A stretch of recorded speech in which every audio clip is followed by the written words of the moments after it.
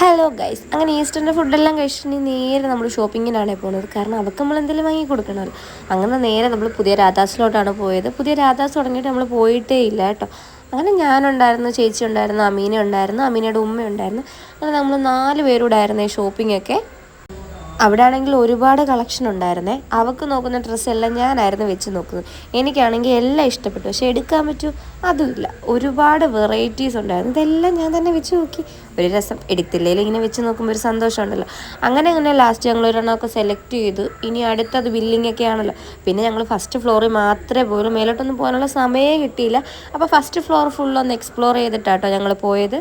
അങ്ങനെ ബില്ലൊക്കെ ചെയ്തിന് നേരെ ഇനി ഒരു കോഫിയൊക്കെ കുടിച്ചിട്ട് പോയാലോ എന്ന് വെച്ചിട്ട്. കാരണം അവളുടെ വീട്ടിൽ ചെല്ലാൻ നമ്മൾ നല്ല ലേറ്റ് ആവുമേ.